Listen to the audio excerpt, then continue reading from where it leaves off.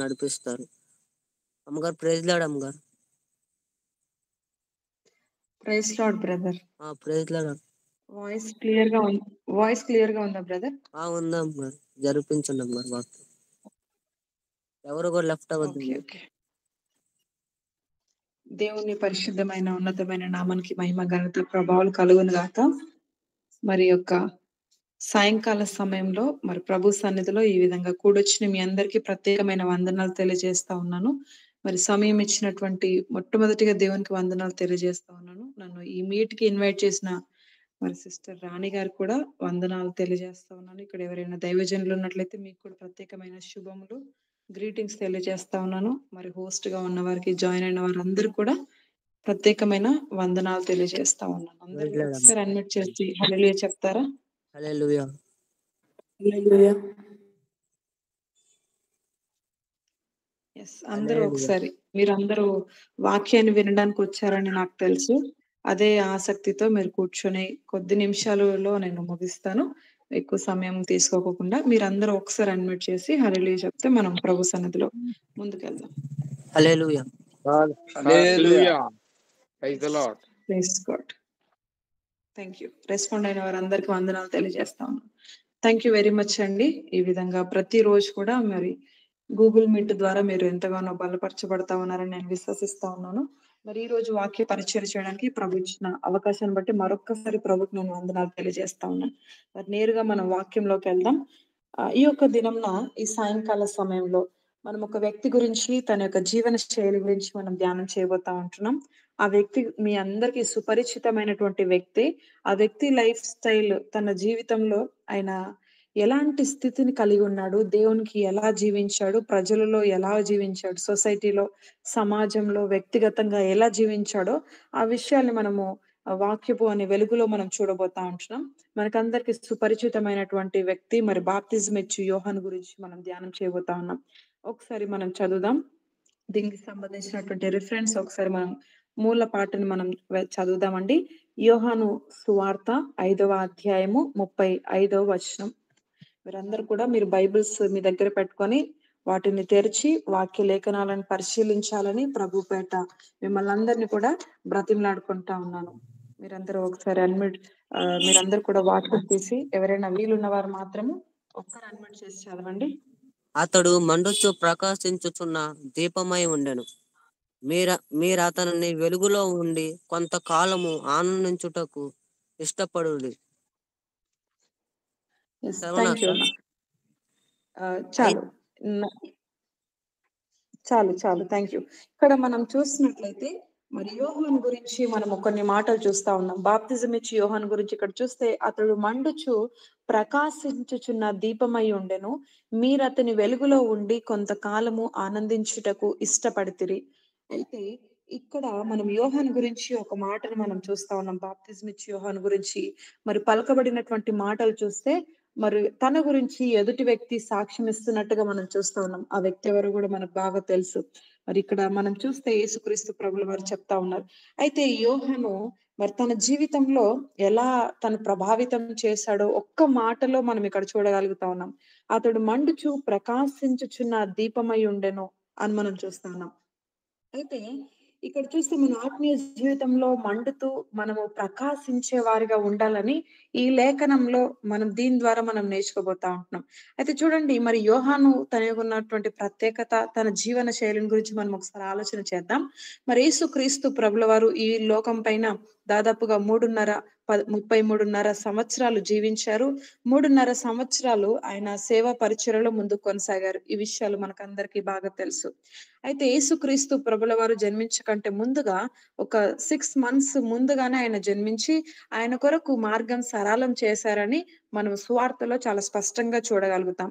అయితే ఈ యొక్క బాప్తిజం ఇచ్చి యోహాను జీవితం గురించి మనం ఒకసారి ఆలోచన చేయగలిగినట్లయితే తాను ఒక హతసాక్షిగా ప్రభు కొరకు మారినట్టుగా మనం చూస్తాం. దేవుని కొరకు ఒక హతసాక్షిగా తన జీవితాన్ని మార్చుకున్నట్టుగా మనం బైబిల్లో లేఖనాల్లో మనం చూస్తాం. అయితే వీటన్నిటికీ గల కారణం ఆయన తన జీవితాన్ని పణంగా పెట్టడానికి, దేవుని కొరకు అంతగా వాడబడ్డానికి, ప్రభు సన్నిధిలో అంతగా మరి ప్రభు ప్రభు సన్నిధిలో తను ఖచ్చితంగా ఆత్మీయ జీవితంలో ముందుకెళ్ళడానికి, అనేకుల లైఫ్ ని ప్రభావితం చేయడానికి ఈయనలో ఏముంది అని ఒకసారి మనం ఆలోచన చేద్దాం. చూడండి, మనం వాస్తవానికి ఒకసారి ఆలోచన చేస్తే ఈ యోహాను ఒక భక్తుడుగా మనం చూసినట్లయితే, లేకపోతే ఒక బిలీవర్‌గా మనం చూస్తే, మరి పాస్టర్స్‌గా ఉన్నవాళ్ళైతే మనం ఏ యాంగిల్‌లో మనం ఒక ఆత్మీయ జీవితానికి ఒకసారి అప్లై చేసుకోగలిగినట్లయితే, ఒకసారి చూసినట్లయితే, ఈ యోహాను మరి బాప్తిసం ఇచ్చే యోహాను గురించి ఒకసారి చూద్దాం. మరి ఏ సూచక క్రియలు కూడా ఆయన ద్వారా జరగలేవు. ఎటువంటి అద్భుత కార్యాలు జరగలేవు. వాస్తవానికి చూడండి, ఆయన గురించి ఇక్కడ మాట్లాడుతా ఉన్నారు గదా! మండుచు ప్రకాశించుచున్న దీపము అని మాట్లాడుతా ఉన్నారు. ఒక మంచి స్టేట్‌మెంట్ తన గురించి ఇవ్వబడ్డట్టుగా మనం చూస్తా ఉన్నాం. కానీ తన జీవితంలో, తను జీవించినటువంటి సంవత్సరాల్లో ఎక్కడ అద్భుతాలు కానీ, ఆశ్చర్యకార్యాలు గాని చేసినట్టుగా మనం చూడం. మరి పెద్ద గాయకుడు, సింగర్ అని మనం చూడం. ఒక గొప్ప పాస్టర్ అని, లేకపోతే స్వస్థతలు చేశాడని, దయ్యాలు విడిపించాడని ఎక్కడ పెద్దగా మనకంత సమాజంలో ఆయన చేసినటువంటి క్రియలు మనకు కనబడకపోయినా కూడా, తను జీవించినటువంటి వ్యక్తిగత జీవన శైలి ఎంతో ప్రభావితం చేసింది కాబట్టి, పరిశుద్ధాత్మ దేవుడు ఈ ఒక్క వచనంలో తన గురించి లిఖించినట్టుగా మనం ఇక్కడ చూస్తా ఉంటున్నాం. కాబట్టి మనలో మనం ఏమనుకుంటామంటే, నేను ఒక సింగర్‌నయితే అందరిని ప్రభావితం చేసేదాన్నేమో అనుకుంటాం. లేకపోతే నాకు మాటలాడడం సరిగ్గా రాదండి. దేవుని సువార్త ప్రకటించడానికి నాకు సరిగ్గా రాదండి. కాబట్టి నేను అనేకులను ప్రభావితం చేయలేకపోతున్నాను అని మనకున్నటువంటి లిమిటేషన్స్‌లో, లేకపోతే మనకున్న బౌండరీస్‌లో, మనకున్నటువంటి దరిదాపుల్లోనే మనం ఆలోచన చేస్తా ఉంటాం వాస్తవానికి. చూడండి, మనము ఏదైతే లేదో వాటి గురించే మనం ఆలోచన చేస్తాం. ఉదాహరణకి ఎగ్జాంపుల్‌గా ఒక వ్యక్తికి మంచిగా పాడాలని ఆసక్తి ఉంటది. మరి పాడొచ్చు కదా అనంటే, నేనంత బాగా పాడలేనండి అనంటారు. ఎందుకు అనంటే, నా స్వరం బాగాలేదని జెప్తారు. కాబట్టి మరికొందరంటారు, నేను సువార్త ప్రకటించాలని చాలా భారం కలిగున్నాను, చెప్పాలనుకుంటున్నాను, కానీ ఎలా చెప్పాలో తెలీదు అనంటారు. కానీ మనం ఎప్పుడు కూడా మనలో ఉన్న లోపాలను మనం చూస్తా ఉంటాం. మనము అదుంటే ఇది చేసేవాడిని, లేకపోతే ఇంకేదో చేసేదాన్ని అని మనకు ఇదుంటే బాగుండు, ఇలా ఉంటే నేను ఇంకా ఎక్కువ చేసేవాడినేమో అని లేని దాని గురించి మనం ప్రయాసపడతా ఉంటాం. కానీ ఇక్కడ యోహాను భక్తుడి గురించి, లేకపోతే బాప్తిజం ఇచ్చే యోహాను ఈ వ్యక్తి గురించి మనం ఆలోచన చేస్తే, ఆయన బైబిల్‌లో ఎక్కడ కూడా ఏ సూచక క్రియలు కావచ్చు, లేకపోతే గొప్ప గొప్ప కార్యాలు చేశాడని ఎక్కడ లిఖించబడలేదు. కానీ తన పర్సనల్ లైఫ్, తన వ్యక్తిగత జీవితము ఎంతగానో ప్రభావితం చేసినట్టుగా మనం చూస్తా ఉన్నాం. అయితే ఏంటి తన జీవితం ఏంటి? తన జీవన శైలి ఎలా ఉందో మనం ఒకసారి వాక్య లేఖనంలో ద్వారా మనం చూద్దాం. ఆయన లైఫ్ స్టైల్ ఏంటి? తను ఎలాంటి భోజనం చేసేవాడు? ఎక్కడ ఉండేవాడు? దాని ద్వారా మనం ఏం నేర్చుకోవాలనే ఒక ఆత్మీయ సత్యాన్ని మనం యొక్క సాయంకాల సమయంలో, రాత్రికాల సమయంలో మనం చూడబోతా ఉన్నాం. కాబట్టి ఒకసారి చదువుదాం. మత్తయి సువార్త 3వ అధ్యాయం 4వ వచనం ఎవరైనా చదివి సహకరించండి. ఈ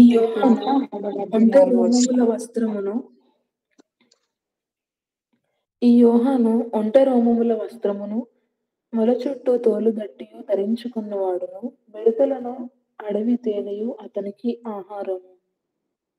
థ్యాంక్ యూ సిస్టర్. సో ఇక్కడ మనం చూస్తే యోహాను గురించి మనం చూస్తా ఉన్నాం కదా. ఏంటంట, ఆయన ఏం ధరించుకున్నాడంట ఒకసారి చెప్తారా అన్మ్యూట్ చేసి? మిడతలు. ఏం వస్త్రాలు ధరించుకున్నాడు? ఒంటె రోమములు అంటే ఒంటె చర్మంతో చేస్తున్నటువంటి ఆ రోజుల్లో మనం చూస్తే ఇప్పటికీ కూడా చాలా మట్టుకు, ఇప్పుడు మనం ప్రెజెంట్ అయితే మనము రకరకాలుగా మరి సింథటిక్ ఫైబర్ తో దాంతో మరి వస్త్రాలు చేస్తా ఉన్నారు. కానీ కాటన్ తో ఇలా రకరకాలుగా వస్త్రాలు చేయడానికి పదార్థాలు ఉపయోగిస్తారు. కానీ ఆ రోజుల్లో మరి జంతు చర్మంతోనే అన్ని వాస్తవానికి వస్త్రాలు కావచ్చు, లేకపోతే చెప్పులు, ఈ రోజు కూడా మనం స్లిప్పర్స్ ఇవన్నీ చేస్తా ఉంటారు. ఇక్కడ యోహాను మరి ధరిస్తున్నటువంటి వస్త్రం ఎలాంటిదంటే ఒంటె రోమములతో చేసినట్టుగా మనం చూస్తున్నాం. ఇంకా ఆయన నడుముకి ఏం ధరించుకున్నాడంట అండి? మీరు మాట్లాడాలి. నేను వన్ వే కన్వర్జేషన్ కి నేను ఎప్పుడు ఇష్టపడను. నేను కావచ్చు, మరి దైవజనులు కావచ్చు, మీరు మాట్లాడితేనే మీరు వింటున్నారని, మరి నేను చెప్తున్న వాటికి మీరు అనుకూలంగా మనం అందరం కలిసి ఒకే పాత్రలో ఉన్నామని నేను బిలీవ్ చేస్తాను. కాబట్టి మీరు ఒకసారి అన్మ్యూట్ చేసి మాట్లాడుతూ ఉండాలి. మరి ఏం భయపడిన అవసరం లేదు. తోలుగట్టి. ఎస్. మరి తోలు దట్టిగా ధరించుకున్నట్టుగా మనం చూస్తున్నాం. అంటే బెల్ట్ దట్టి అంటే మనకు తెలుసు బెల్ట్‌గా ధరించుకున్నాడు. మరి ఈయనకి ఆహార పదార్థం ఏంటంట? మిడతలు, తేనె. మిడతలు, అడవి మిడతలు, మిడతలు తేనె. మిడతలు, తేనె మరి ఈయన తినేవాడని మనం చూస్తా ఉన్నాం. ఇంకా మనం ఈ యొక్క అధ్యాయాన్ని మొత్తం మనము ధ్యానం చేయగలిగినట్లయితే, ఈయన ఎక్కడ నివసించేవాడో గూడా మనం చూస్తాం. ఎవరికైనా తెలుసా అండి? ఎక్కడ యోహాను బాప్తిసం ఇచ్చి యోహాను జీవించేవాడో మీకు ఎవరికైనా తెలుసా? ఒకసారి చెప్తారా? అరణ్యములో. యెస్. అరణ్యంలో. Thank you brother. సో, అరణ్యంలో జీవిస్తున్నాడు. మరి తోలు అనే దట్టిని ధరించాడు. మరి తేనెను, మిడతల్ని ఆహారంగా మార్చుకున్నాడు. మరి తన వస్త్రాలు ఒంటె రోమములతో చేయబడ్డట్టుగా మనం చూస్తా ఉన్నాం. చూడండి ఈ 4 విషయాల గురించి మనం చూడబోతా ఉన్నాం. ఒంటె రోమములు దేనికి సాదృశ్యము? ఎందుకు ఆయన ఒంటె రోమంని ధరించాడనే విషయాన్ని మనం చూడబోతా ఉన్నాం.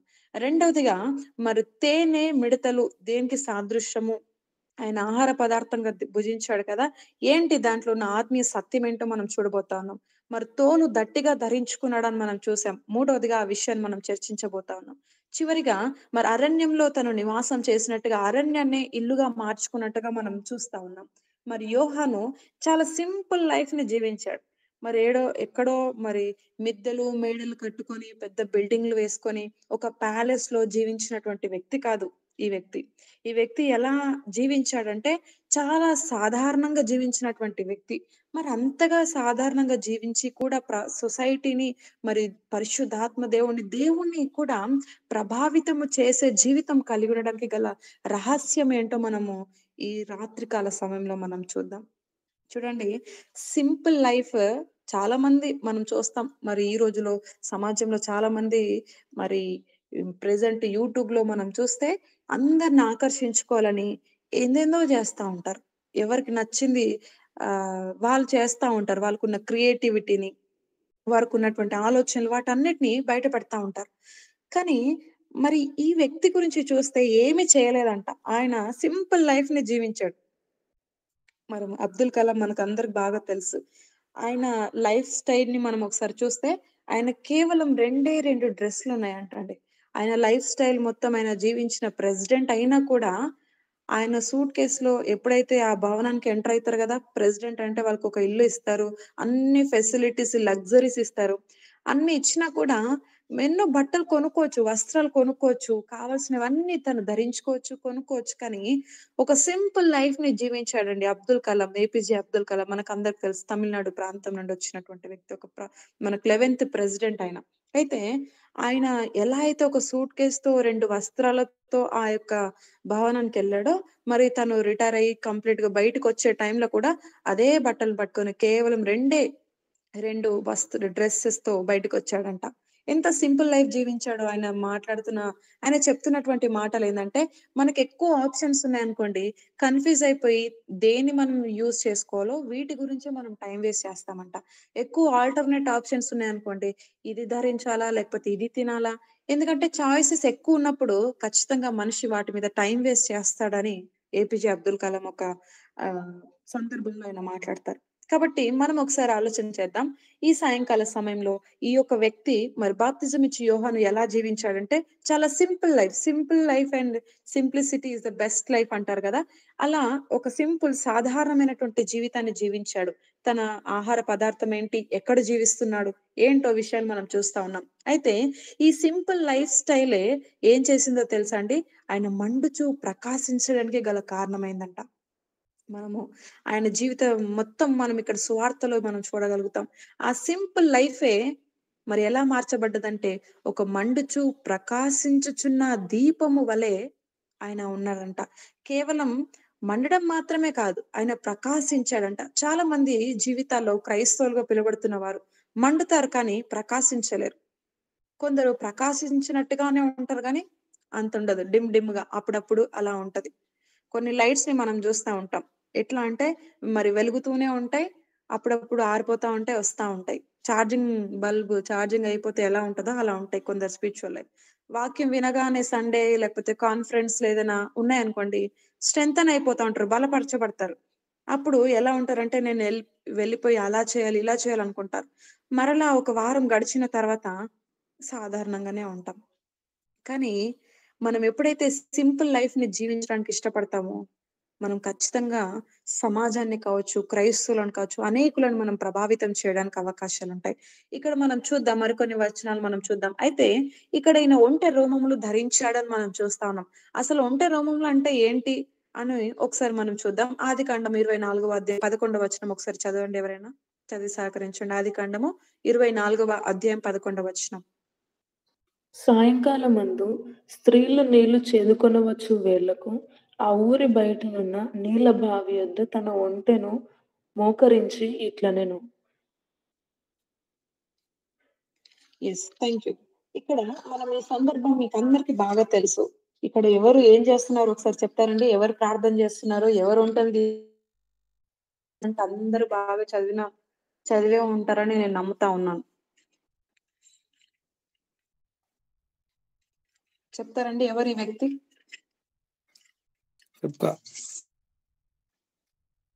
ఎలియాజర్. Thank you brother. ఇక్కడ ఎలియాజర్కి ఒక అసైన్మెంట్ లేకపోతే ఒక ప్రాజెక్ట్ లేకపోతే ఒక వర్క్ ఇవ్వడం జరిగినట్టుగా మనం చూస్తాం. అబ్రహాము మరి తన కుమారుడికి వివాహం చేయడానికి మరి తన యొక్క బంధువుల్లో ఇలా మరి కొన్ని రిస్ట్రిక్షన్స్ చెప్తాడు. ఇలా ఉండొద్దు, అలా ఉండాలి, వీళ్ళలో నుండి తీసుకురా అని చెప్పేసి ఒక ప్రామిస్, ఒక వాగ్దానం లేకపోతే ఒక నిబంధన చేయించి మరి పంపిస్తాడు ఎలియాజర్ని. మరి ఎలియాజర్ చక్కగా తిన్నగా ఆ ఊరికి వెళ్ళిపోయిన తర్వాత మరి యజమానుడు చెప్పిన రీతిగా ఆ ఊరికి చేరుకున్న తర్వాత దేవుని చిత్తం కనుక్కొనడానికి మరి అక్కడ తన ఒంటెలతో కలిసి అక్కడ మనం చూస్తే 24:11 మరలా నేను చదువుతున్నాను, చూడండి. సాయంకాలమందు స్త్రీలు నీళ్లు చేదుకొనవచ్చు వేళకు ఆ ఊరి బయటనున్న నీళ్ల బావి వద్ద తన ఒంటెలను మోకరింప చేసి ఇట్లనెను. చూడండి, తను మాత్రమే మోకరించలేదు, ఒంటెలను మోకరింప చేసి. చాలా స్పష్టంగా రాయబడ్డది బైబిల్లో, ఒంటెలను మోకరింప చేసి అని చూస్తున్నాం. అంటే అలాంగ్ విత్ దట్ ఎలియాజర్ తో పాటు తన ఒంటెలు కూడా మరి మోకరించి దేవుని చిత్తానికి లోబడి మరి దేవుని చిత్తాన్ని కనుగొనడానికి ప్రార్థన చేసినట్టుగా మనం చూస్తా ఉన్నాం. అయితే ఈ ఒంటె రోమములు ధరించినటువంటి ఈ యొక్క బాప్తిజం ఇచ్చి యోహాను జీవితం అంత ప్రభావితము చెందడానికి గల కారణం ఏంటంటే ప్రార్థనా జీవితం, ప్రేయర్ లైఫ్. ఈ యొక్క ఒంటె రోమములు దేనికి సాదృశ్యం అంటే ఒంటెలు ఇక్కడ మనం ప్రేయర్ లైఫ్ కి సాదృశ్యంగా ఉన్నట్టుగా మనం చూస్తున్నాం. మోకాల ప్రార్థనా జీవితం. చూడండి, బైబిల్లో చాలా మంది ప్రార్థనా వీరులను మనం చూస్తాం. చాలా మంది చెప్పండి, ఎవరైనా మీకు తెలిసినటువంటి ప్రార్థనా జీవితం కలిగినటువంటి వారు ఎవరు చెప్తారా? దానియేలు, దావీదు, సమూయేలు, మోషే, ఏలియా, మోషే, ఏలియా, ఇంకా ఎస్తేరు, యెహోషువ, హన్నా, కొర్నేలి, యెబెజు సిస్టర్, యోబేజు, ప్రభు, యేసుక్రీస్తు, డేవిడ్, యేసు ప్రభు, దావీదు కూడా. దావీదు. Thank you. మీరందరూ చాలా చక్కగా సమాధానాలు చెప్తా ఉన్నారు. Thank you. మిమ్మల్ని అందరినీ దేవుడు దీవించును గాక.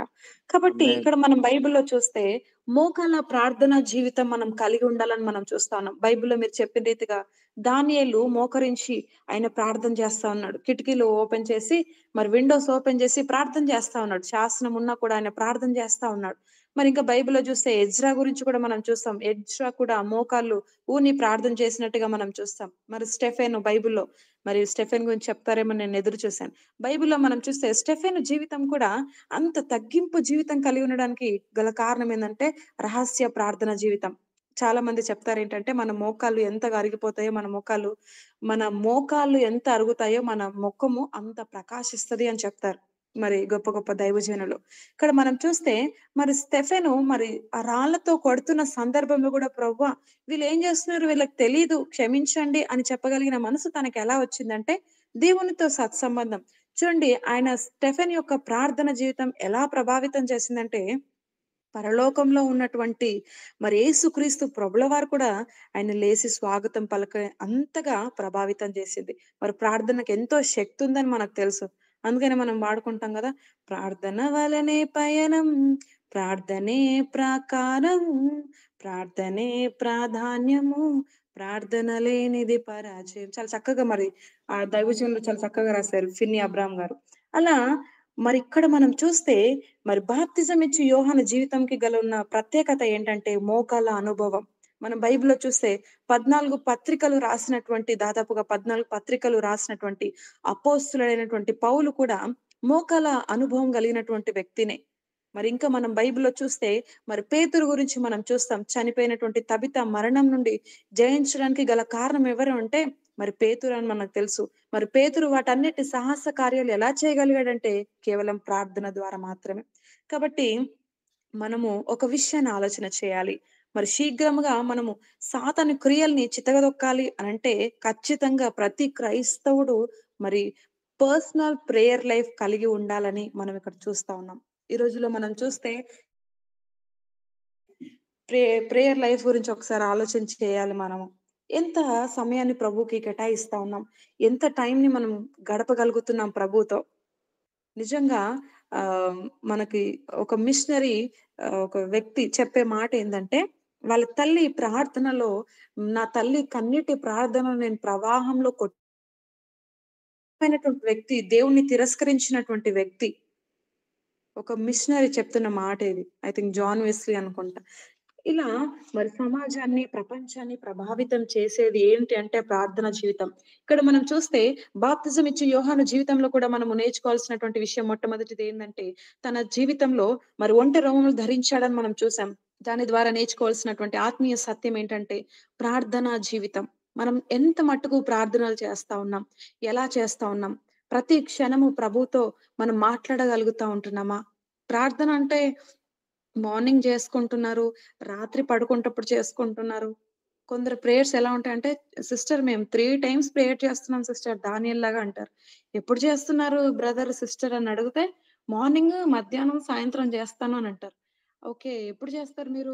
ఎలా టైం కుదురుతుంది మీకు అని అడిగితే, ఏముంది సిస్టర్ మరి బ్రేక్‌ఫాస్ట్ చేసే ముందు చేస్తాను, లంచ్ చేసే ముందు చేస్తాను, నైట్ డిన్నర్ చేసేటప్పుడు చేస్తాను అంటారు. అలా బిజీ షెడ్యూల్‌లో మనం ఉండిపోయి దేవునికి సమయం ఇవ్వడంలో నిర్లక్ష్యంగా ఉంటున్నామా అనే విషయాన్ని ఒకసారి ఆలోచన చేయాలి. మన ప్రార్థన జీవితం ఎంతగా మెరుగుపడతా ఉంది. మరి నూతన సంవత్సరంలో మనం ఉన్నాం. నూతన మాసంలో, జనవరి మాసంలో మనం ఉన్నాం. సో, ఈ సంవత్సరంలో సో మెనీ కమిట్మెంట్స్ మనం తీసుకుంటా ఉంటాం. మార్నింగ్ కూడా మరి గూగుల్ మీట్‌లో ఒక వాగ్దానం ద్వారా దేవుడు మమ్మల్ని బలపరిచారు. ఎన్నో కమిట్మెంట్స్ మనం తీసుకుంటా ఉంటాం. కానీ వాటి ప్రకారం జీవించడానికి మరి కొద్ది సమయంలోనే మనము వెనక్కి వెళ్ళిపోతా ఉంటాం. మేబీ పరిస్థితులుండొచ్చు. లేకపోతే మన ఆత్మీయ జీవితంలో సరిగ్గా వాక్యం లేకపోయిన విధానాన్ని బట్టి కారణాలేవైనా ఉండొచ్చు. కానీ మన ప్రార్థన జీవితాన్ని మరలా మనం రీస్టోర్ చేసుకోవడానికి మనము ప్రభు సన్నిధిలో మనం ఆ విధంగా ప్రాధేయపడినట్లయితే పరిశుద్ధాత్మ దేవుడు ఖచ్చితంగా మనకు సహాయం చేస్తారు. ఇక్కడ మనం మరలా మనం చూడాల్సిన విషయం ఏందంటే, మొట్టమొదటిగా మనం చూస్తూ వచ్చాం. ఒంటె రోమములు ధరించాడు. అది దేనికి సాదృశ్యం అంటే ప్రార్థన జీవితానికి సాదృశ్యం అని మనం చూస్తూ వచ్చాం. మరి రెండవదిగా మనం చూద్దాం. మరి ఇక్కడ మనం చూస్తే ఆయన మరి ధరించాడంట. తోలు అనే దట్టిని ధరించుకున్నట్టుగా మనం చూస్తా ఉన్నాం. మరి మనకందరికి తెలుసు ఎఫెసీయులకు రాసిన పత్రికల 6వ అధ్యాయంలో మనం చూస్తాం కదా! మరి మన యొక్క సత్యమను దట్టిని మనం ధరించాలని మనం అక్కడ చూస్తాం. యూదుల గురించి ఒక ప్రత్యేకతను నేను మీకు తెలియజేయాలని ఇష్టపడతా ఉన్నాను. ఈ రోజు కూడా మీరు చూస్తే యూదులు ప్రెజెంట్ అయితే మరి ట్రెండింగ్‌లో ఎలాంటి వస్త్రాలు ధరిస్తున్నారో మనకు తెలుసు. కానీ ఆ రోజుల్లో యూదులు మీరు ఎప్పుడైనా మీరు చూసే ఉంటారు. అక్కడక్కడ ఫోటోస్‌లో గావచ్చు, లేకపోతే క్యాలెండర్స్‌లో గావచ్చు, ఏదైనా పిక్చర్స్‌లో మీరు చూసే ఉండొచ్చు. యూదుల్లో స్త్రీలు ప్రత్యేకంగా ఎలాంటి వస్త్రాలు ధరించుకుంటారంటే, పురుషులు కూడా వాస్తవానికి నిలువుటంగి ధరించుకుంటారు వాళ్ళు. నిలువుటంగి అంటే పైనుండి కింది వరకి కా కాళ్ళ వరకి కూడా ఒకటే వస్త్రం ఉంటుంది. సో, మధ్యలో ఒక దట్టిలాగా వారు బెల్ట్‌లా కట్టుకుంటారు. స్త్రీలు గూడా, పురుషులు గూడా. ఎందుకు అది అని మీరొకసారి ఆలోచన చేద్దాం. ఏంటి అంటే ఏదైనా ప్రమాదం వచ్చిందంటే వెంటనే ఏం చేస్తారంటే ఆ యొక్క వస్త్రం నిలువుగా ఉంటుంది, పొడుగ్గా ఉంటుంది కాబట్టి పరిగెత్తడానికి వారికి అనుకూలంగా ఉండదు కాబట్టి అదంతా తీసి ఆ దట్టిలో పెట్టేసుకొని పరిగెడతారంట. దానికోసం అది వాళ్ళు అలా గూడా ఉపయోగిస్తామని చెప్పారు. సో ఒకసారి మనం ఆలోచన చేయాలి. ప్రమాదం అంటే ఆత్మీయ జీవితంలో ఎన్నో ప్రమాదాలు వస్తా ఉంటాయి. మరి సత్యం అని మరి మన మనసులను మనము కట్టుకునే వారిగా ఉండాలని బైబిల్ చెప్తా ఉంది. మరి మన ఆహ్, మనస్సును మనము నడుము ఇక్కడ మనం చూస్తే మనస్సు అనే నడుమును మనం కట్టుకునే వారిగా మనం ఉండాలి అని మనం దీని యొక్క ఆత్మీయ సత్యాన్ని మనం చూస్తా ఉన్నాం. చూడండి, అంటే దీని అర్థం ఏంటి అంటే మన యొక్క మనస్సులను క్రీస్తు వైపు కేంద్రీకరించే వారిగా మనం ఉండాలి. అంటే మనం సత్యముతో మనము కట్టబడాలి అని దీని యొక్క ఆత్మీయ అర్థమై ఉంటుంది. కాబట్టి చూడండి, మనము ఎప్పుడైనా ఆ యొక్క దట్టి కట్టాలంటే ఇక్కడ మనం చూస్తే ఆయన తోలు అని దట్టి కట్టుకున్నాడని మనం చూస్తా ఉన్నాం. తోలుతో దట్టి చేయడం అంటే ఏంటంటే, ఆ తోలు ఎలా వస్తుందంటే ఖచ్చితంగా ఒక జంతువును వధించినప్పుడే బయటకొస్తుంది. లేకపోతే మనం ఆ తోలుని మనము ధరించలేం. కాబట్టి ఇది ఏంటి? దీని అర్థం ఏంటి అని ఒకసారి ఆలోచన చేస్తే, ఆ యొక్క మనలో ఉన్నటువంటి మనస్సు లేకపోతే మన యొక్క భావోద్రేగాలన్నీ కూడా వాక్యపు అనే వెలుగులో చంపబడాలి. ఎలా అయితే ఒక పశువు చంపబడ్డ తర్వాత ఆ తోలు తీసుకొని మనం ఏదైతే నడుముకు గట్టిగా కట్టుకుంటా ఉన్నామో, అలానే మన మనసులో ఉన్నటువంటి భావోద్రేగాలన్నీ కూడా క్రీస్తుకు చెరపట్టే వారిగా మనం ఉండాలి. అవన్నీ కూడా మనం చూస్తే రోమీయులకు రాసిన పత్రిక 12వ అధ్యాయం 1, 2 వచనంలో మనం చూస్తాం. మనము అక్కడ చూస్తే మన మనస్సును రూపాంతరపరుచుకోవాలని మనం చూస్తాం. ట్రాన్స్‌ఫర్మేషన్ అవ్వాలి అని మనం చూస్తా ఉన్నాం. సో ఎప్పుడైతే మనము మన యొక్క మనస్సును మనం క్రీస్తుకు కేంద్రీకరించగలుగుతామో, అప్పుడే మనము ఒక ప్రతిష్టమైనటువంటి జీవితాన్ని, ఒక సమర్పణ కలిగినటువంటి జీవితాన్ని జీవించడానికి అవకాశం ఉంటుంది. మరప్పుడే పరిశుద్ధత కలిగి మనం జీవించడానికి కూడా అవకాశాలుంటాయి. ఆ ప్రతిష్టత కలగాలి అంటే నిశ్చయంగా జంతువు వధించబడాలి. ఆ జంతువు ఏంటంటే, జంతువు అంటే మీరు దాన్ని ఇంకో రకంగా తీసుకోవద్దు. మన మనసు గురించి నేను మాట్లాడుతున్నాను. సజీవ యాగంగా మనల్ని మనం సమర్పించుకోవాలి. సజీవంగానే మనం చనిపోయేవారిగా ఉండాలి.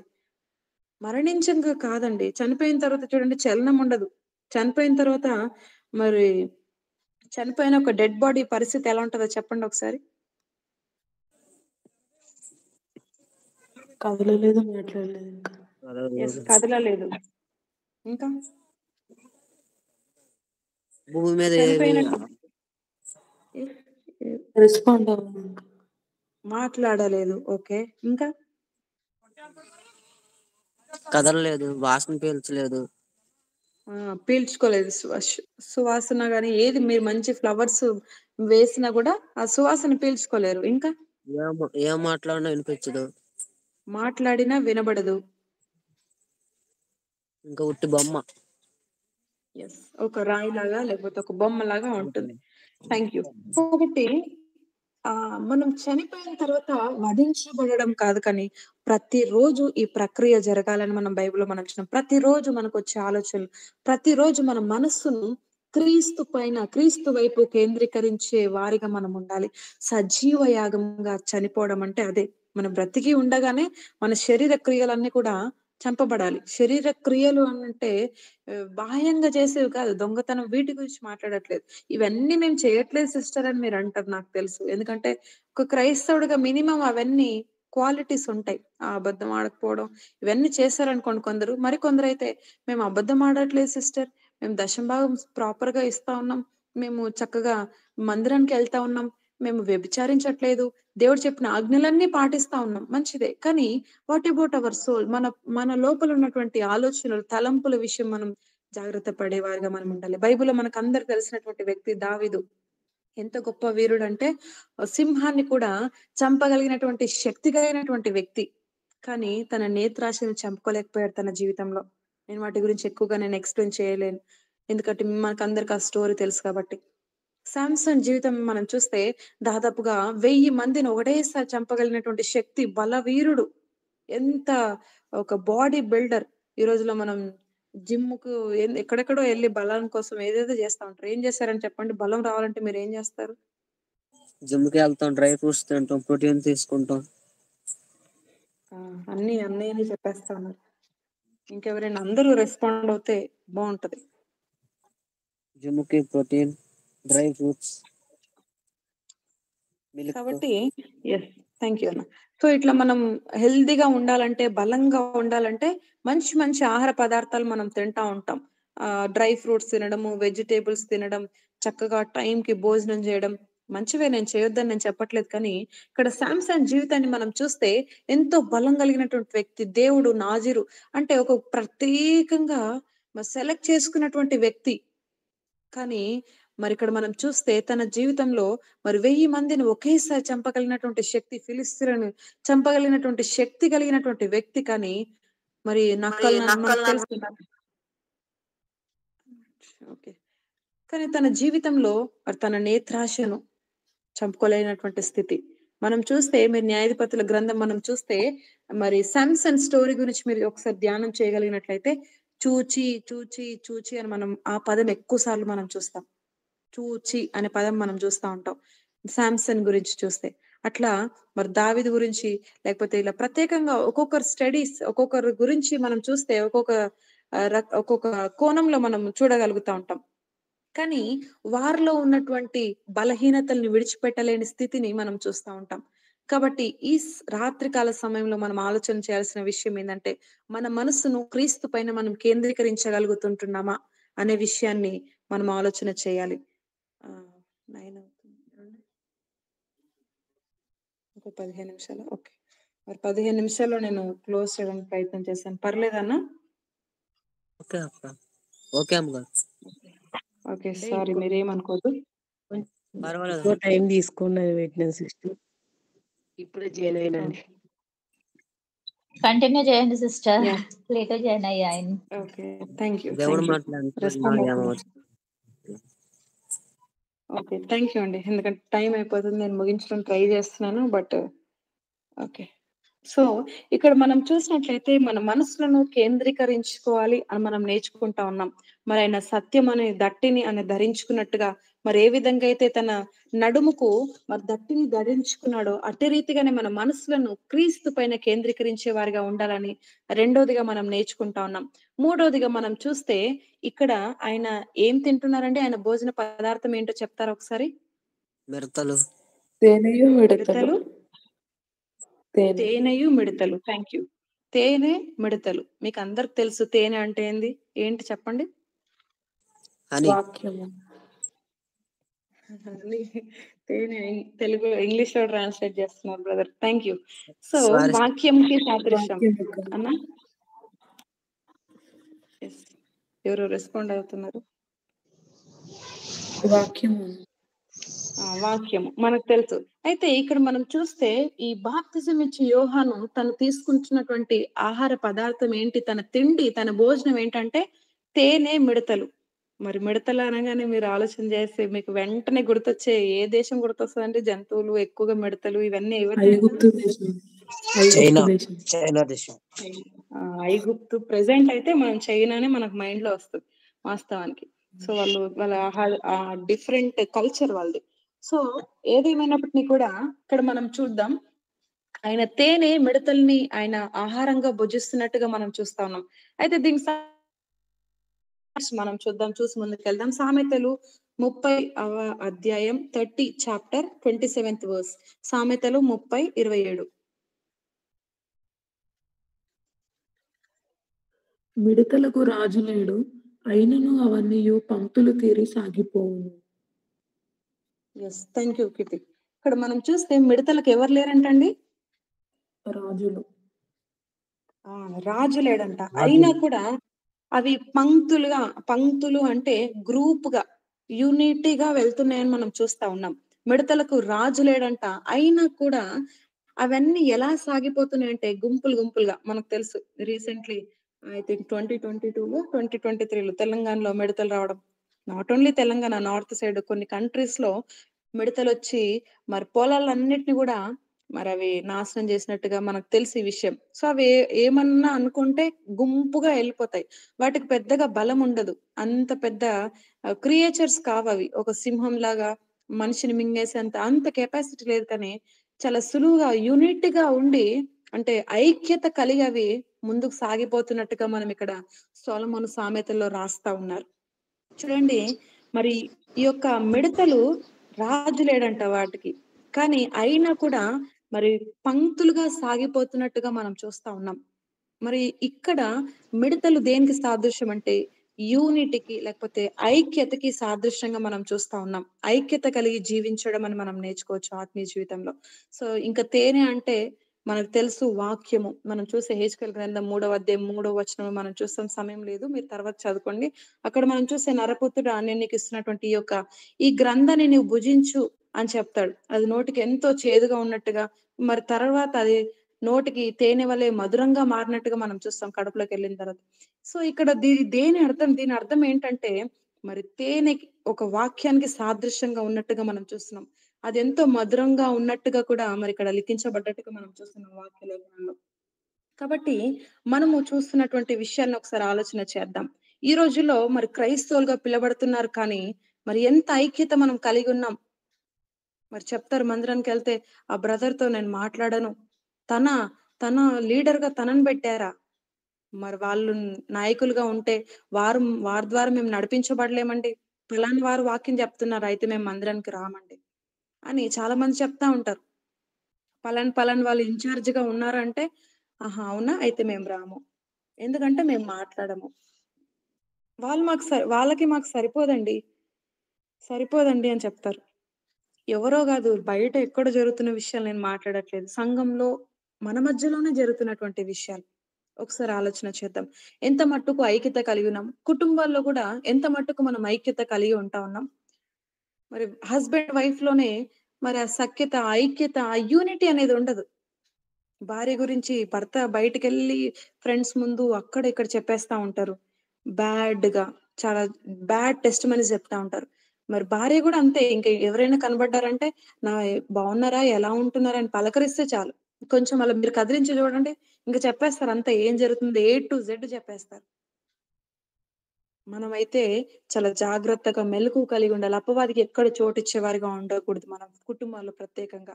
ఎందుకంటే మనం చూస్తాం కీర్తనలు 127 అధ్యాయం చివరి వచనంలో రాయబడ్డ మాట ఏందంటే, మరి అపవాది గుమ్మం యొద్దనే ఉన్నాడని అక్కడ మనం చూస్తాం.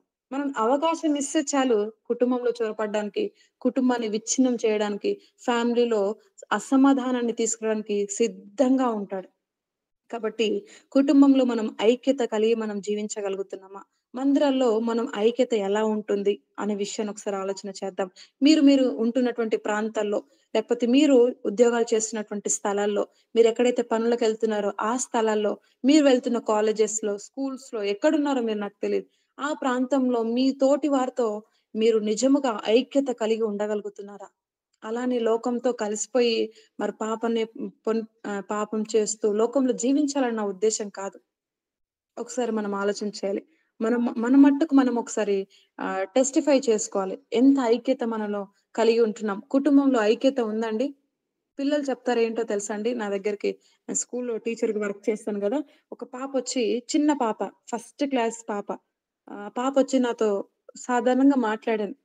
ఆ 3 డేస్ హాలిడేస్ వస్తే, "ఏమ్మా ఎక్కడికెళ్తున్నారు హాలిడేస్‌కి? మీ నానమ్మ వాళ్ళ దగ్గరికి, అమ్మమ్మ వాళ్ళ దగ్గరికి వెళ్తున్నారా?" అంటే, "లేదు టీచర్ మేము వెళ్ళట్లేదు" అని చెప్పింది. "ఎందుకు తల్లి ఎందుకెళ్ళట్లేదు" అనంటే, "మా మమ్మీ, మా డ్యాడీ గొడవ ఆడుకున్నారు. మా డ్యాడీ ఒక చోటున్నాడు. మా మమ్మీ ఇంకో చోటుంది. మేము ఎక్కడికెళ్ళాలో మాకు అర్థం అవ్వట్లేదు టీచర్. మా మమ్మీ, మా డ్యాడీ కలిసుంటే బావుంటది టీచర్" అని చెప్తా ఉంది ఆ పాప. నేను చాలా బాధపడ్డాను. చిన్న పాప అండి. ఫస్ట్ క్లాస్ అంటే మీకు అర్థమవుతది నేనేం చెప్తున్నానో. ఫస్ట్ క్లాస్ అంటే ఎంత వయసుంటదో ఒకసారి ఆలోచన చేయండి. దాదాపుగా 7, 8 ఇయర్స్ మోస్ట్‌లీ ఉంటాయి. ఆ పాప చెప్తుంది నాతో చక్కగా చెప్తుంది. "మా డ్యాడీ, మా మమ్మీ ఎప్పుడు కలిసుండరు టీచర్. వాళ్ళకెప్పుడు గొడవలే టీచర్. ఇంకా నాకు చెల్లి ఉంది టీచర్. తనని నేనే చూసుకుంటా టీచర్" అని చెప్తా ఉంది. చాలా బాధేసింది నాకు. ఒకసారి మనం ఆలోచన చేద్దాం. నిజంగా ఎంత మట్టుకు మనం ఐక్యత కలిగి ఉంటా ఉన్నాం. మనమే ఐక్యంగా లేకపోతే సమాజానికి ఏం చెప్తాం? మనం ఏం నేర్పిస్తాం? ఒక క్రైస్తవుడుగా మనం ఎలా ప్రభావితం చేయగలుగుతాం సొసైటీని? వీళ్ళ ద్వారా ఏం నేర్చుకుంటాం మనము అని అంటారు. ఎందుకంటే లోకంలో చాలా మంది ఉన్నారండి. భక్తిగా జీవిస్తున్నటువంటి వారు, నిజమైనటువంటి దేవుడు తెలుసుకోలేనప్పటిని కూడా వారు భక్తి కలిగి ఉంటా ఉన్నారు. నిష్టగా భక్తి చేస్తా ఉన్నారు. గ్రుడ్డితనంలో గూడా భక్తి చేసేవారున్నారు. వారికి మనకి వ్యత్యాసం ఏంటి? ఎంతో మంది దాన ధర్మాలు ఇవన్నీ చేస్తా ఉన్నారు. మరి ఇక్కడ మనం చూస్తే బాప్తిజం ఇచ్చే జీవితాన్ని ఒకసారి మనం ఆలోచన చేద్దాం. మరి మిడతలు ఆయన భుజిస్తా ఉన్నారు. దాని ద్వారా నేర్చుకుంటున్నటువంటి సత్యం ఏంటంటే మనము ఐక్యత కలిగి ఉండాలి, యూనిటీగా మనం జీవించాలని మనం చూస్తా ఉన్నాం.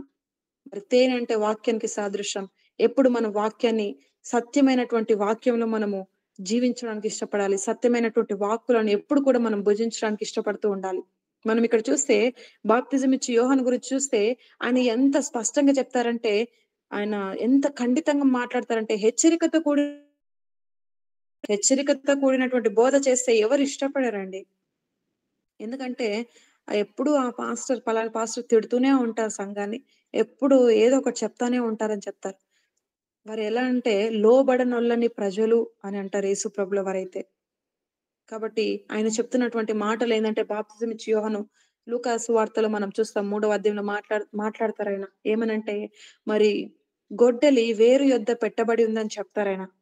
మరి మారుమనసు పొందండి, దాని తగినటువంటి ఫలాలు ఫలించండి అని చాలా స్పష్టంగా మాట్లాడతారు. మరి అంత డేర్ చేయగలుగుతున్నామా మనము? ఇర్మియా ప్రవక్త, మరి ఎంత గొప్ప ప్రవక్తలు ఉన్నారు బైబిల్లో. గొప్ప గొప్ప వాళ్ళు దేవుని వాక్యాన్ని ఉన్నట్టుగా ప్రకటించారు. ఈ రోజుల్లో మనం చూస్తే నవ్వించే వాళ్ళు, కవించే వాళ్ళు, ఇంకా నేను వారి గురించి నేను మాట్లాడడానికి ఇష్టపడట్లేదు.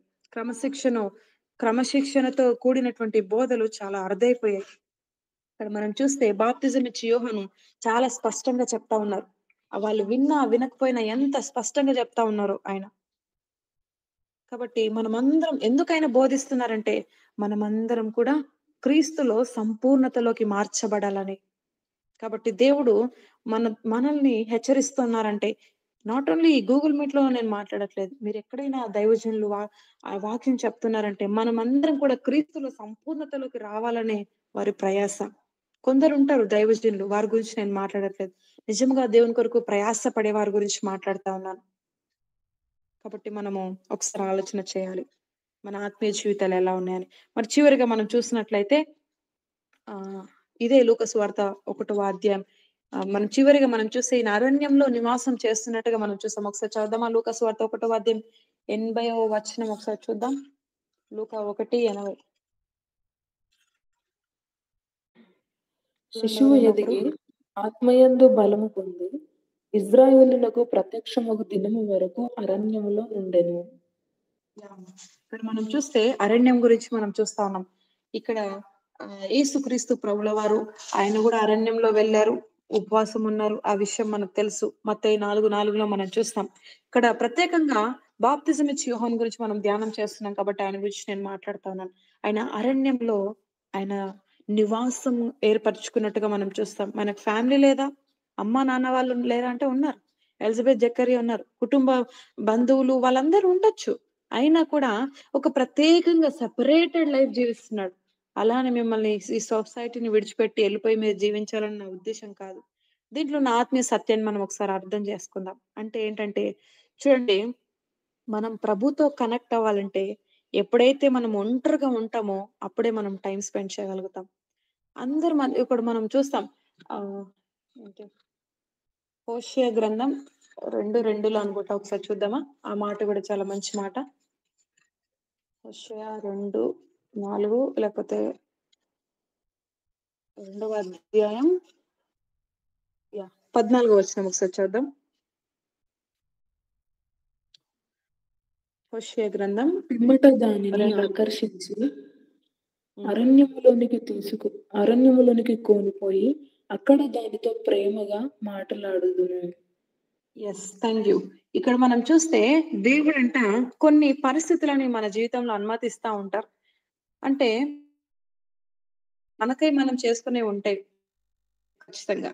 కొన్ని పరిస్థితులు మనం అనుకుంటా ఉంటాం, ఎన్ని రోజులు చాలా బాగా మాట్లాడారు కదా ఈ వ్యక్తి, ఇప్పుడు ఎందుకు నాతో సరిగ్గా మాట్లాడలేకపోతా ఉన్నారు, అదేంటి నేను సడన్ గా లోన్లీగా ఫీల్ అవుతున్నాను, ఒంటరిగా అనిపిస్తా ఉంది నాకేంటి, ఎవ్వరు నాన్న వాళ్ళు పలకరించట్లేదు, అసలు నేను ఈ వ్యక్తిని ఎంతగానో నమ్మాను కదా ఏంటి అని మనం చాలా సందర్భాల్లో అనుకుంటాం. దేవుడు మనకు ఇస్తున్న సమాధానం ఏంటంటే, ఆయన మనల్ని అరణ్యానికి తీసుకెళ్తారంట.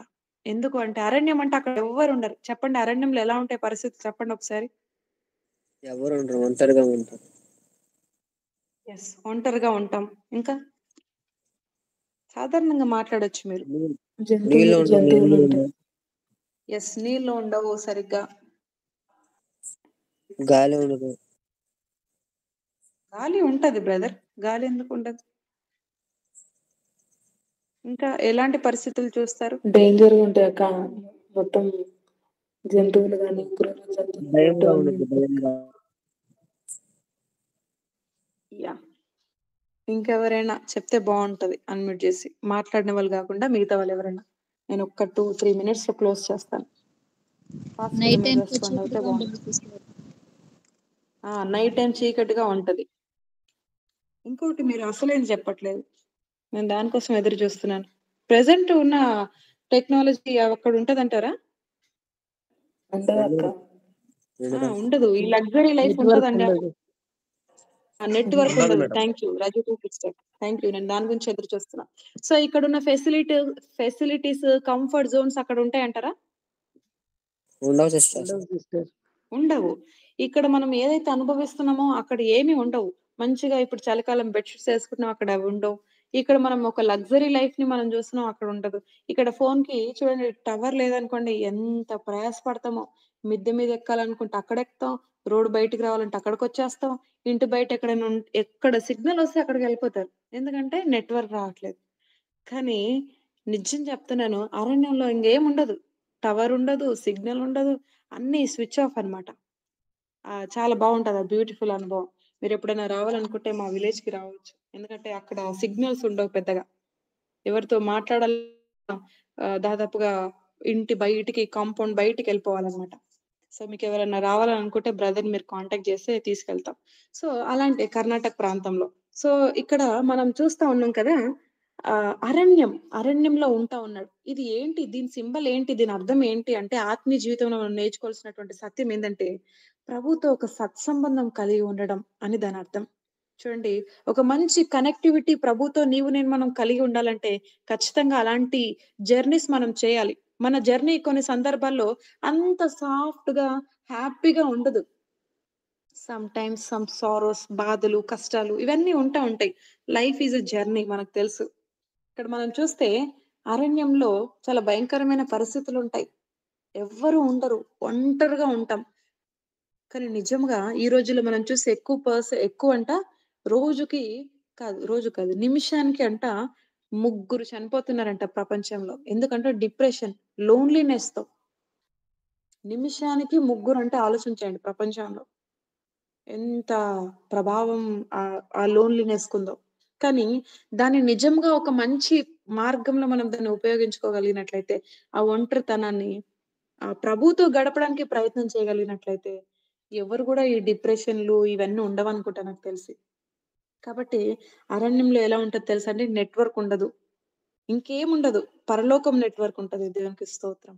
ఆయనతో మాట్లాడడానికి కావాల్సినటువంటి నెట్వర్క్ అక్కడ అవైలబుల్‌గా ఉంటది. ఆయనతో ఫెలోషిప్ చేయడానికి నెట్వర్క్ మనకక్కడ అవైలబుల్‌గా ఉంటది.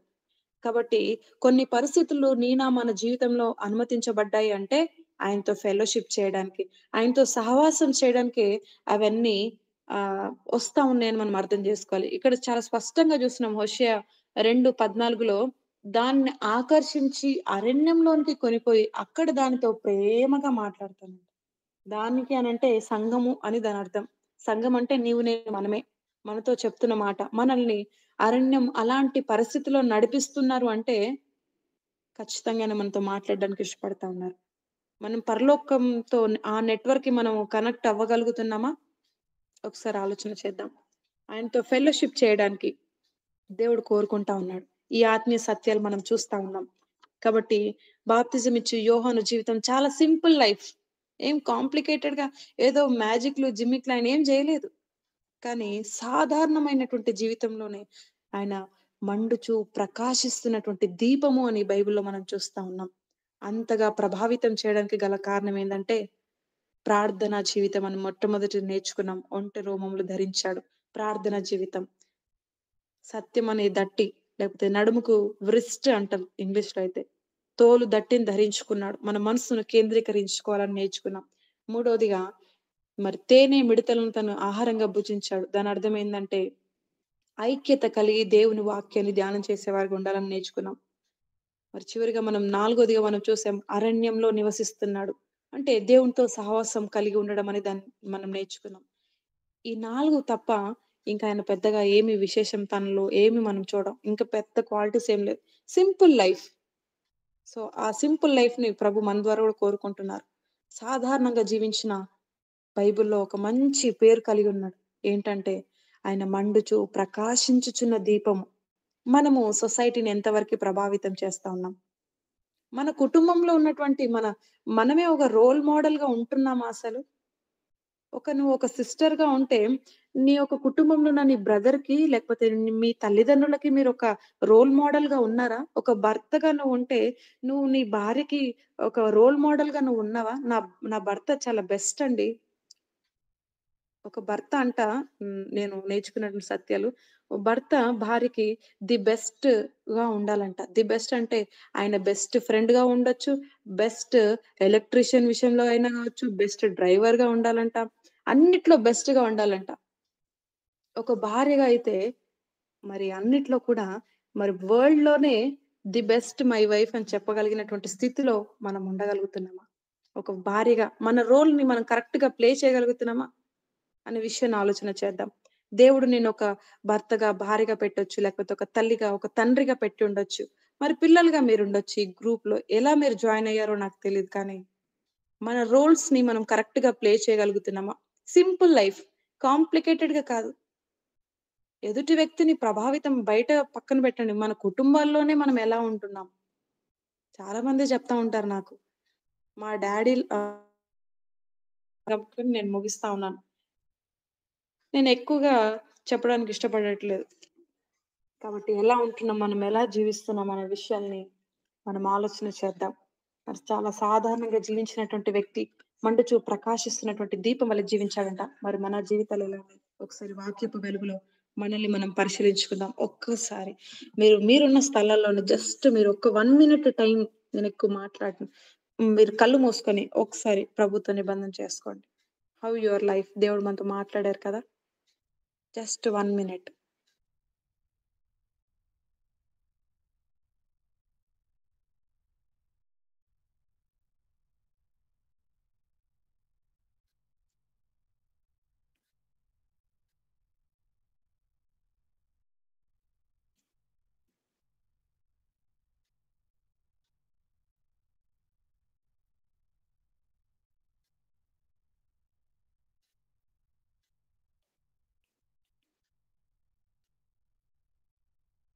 మరి ముందున్న సమయాన్ని లీడింగ్ చేసిన వారికి అప్పగిస్తా ఉన్నాను. మరి వారి ప్రార్థనలో నడిపిస్తారు. నాకిచ్చిన అవకాశాన్ని బట్టి ప్రభుకు వందనాలు తెలియజేస్తా ఉన్నాను. గ్రూప్‌లో ఉన్న వారందరూ కూడా వందనాలు. థాంక్ యూ అండి. అందరూ ఏకీపించండి. స్తోత్రం, స్తోత్రం, స్తోత్రం, స్తోత్రం. దేవా, మమ్మల్ని మీకు అయ్యా మీకు సమర్పించుకుంటున్నాం యేసయ్య. మాతో మాట్లాడిన మాటలు బట్టి నీకు వందనాలు యేసయ్య. మేము కూడా తండ్రి ప్రకాశించాయ్యా, మేము కూడా మండాలి యేసయ్య, నీ కొరకు జీవించాలి తండ్రి. అందరూ ఒక కమిట్మెంట్ తీసుకోండి. దేవా నీకు వందనాలు యేసయ్య, నీ కొరకు మండుతాను యేసయ్య, అనేకులను మండిస్తాను. దేవా నీకు వందనాలు యేసయ్య, నీతో సహవాసం చేస్తాను యేసయ్య. దేవాన్ని జ్ఞాపకం చేసుకోండి యేసయ్య. అందరూ ఒక్క నిమిషం ప్రార్థన చేయండి. దేవా నీకు వందనాలు యేసయ్య. దేవ మా అందరికి తండ్రి అయ్యా ప్రార్థనాత్మ ఇవ్వనండి యేసయ్య. ప్రార్థనాత్మ ఉంటే నింపమని వేడుకుంటున్నాం యేసయ్య. ప్రార్థన బలంతో నింపమని వేడుకుంటున్నాం అయ్యా తండ్రి. నీకు వందనాలు యేసయ్య. Thank you Jesus. నీకు వందనాలు యేసయ్య. అందరూ అడగండి. దేవా నీకు వందనాలు యేసయ్య. మమ్మల్ని అందరం తండ్రి పరిశుద్ధాత్మ శక్తితో నింపమని వేడుకుంటున్నాం యేసయ్య. అయ్యా నిజమైన యేసయ్య, సహోదరులు తండ్రి ఐక్యత కలిగి అయ్యా కలిగి ఉన్నట్టు ఎంతో మేలు ఎంతో మనోహరం అన్నావు తండ్రి. మేమందరం తండ్రి ఐక్యతగా ఉంటాకు సహాయం చేయమని వేడుకుంటున్నాం అయ్యా. దేవా నీకు వందనాలు యేసయ్య. మళ్ళీ ఐక్యత దయచేయండి అయ్యా. ఎక్కడ కూడా తండ్రి సాతానికి అవకాశం ఇవ్వకూడదు యేసయ్య. దేవా మమ్మల్ని అందరం తండ్రి మీ స్వాధీనంలో ఉంచుకోమని వేడుకుంటున్నాం యేసయ్య. మమ్మల్ని అందరం తండ్రిని మీ స్వాధీనంలో ఉంచుకోండి అయ్యా. పరిశుద్ధాత్మ స్వాధీనంలో ఉంచుకోమని వేడుకుంటున్నాం అయ్యా. దేవా నీకు వందనాలు యేసయ్య. ఆయన రాకడ కొరకు అయ్యా మీకు కనిపెట్టుకునే ఉండే బిడ్డలుగా మమ్మల్ని తీర్చిదిద్దమని వేడుకుంటున్నాం అయ్యా. తండ్రి నీ రాకడ సమయంలో తండ్రి మేమందరం ఎత్తబడే గుంపులో ఉంటాకు సహాయం చేయమని వేడుకుంటున్నాం అయ్యా. మా పరిశుద్ధతను మేము కాపాడుకుంటాకు సహాయం చేయమని వేడుకుంటున్నాం యేసయ్య. మా అందరికి పశ్చాత్తాప హృదయం దయచేయమని వేడుకుంటున్నాం అయ్యా. కన్నీటి ప్రార్థన మాకు నేర్పించండి అయ్యా. తండ్రి దానియేలు లాంటి ప్రార్థన మాకు నేర్పించమని వేడుకుంటున్నాం అయ్యా. దేవా నీకు వందనాలు యేసయ్యా. ఇంకా నీ కొరకు రోషం కలిగి జీవించే బిడ్డలకు ఉంటాకు సహాయం చేయమని వేడుకుంటున్నాం అయ్యా. అనేకులు నీ వైపుకు తిప్ప కృప మాకు దయచేయమని వేడుకుంటున్నాం అయ్యా.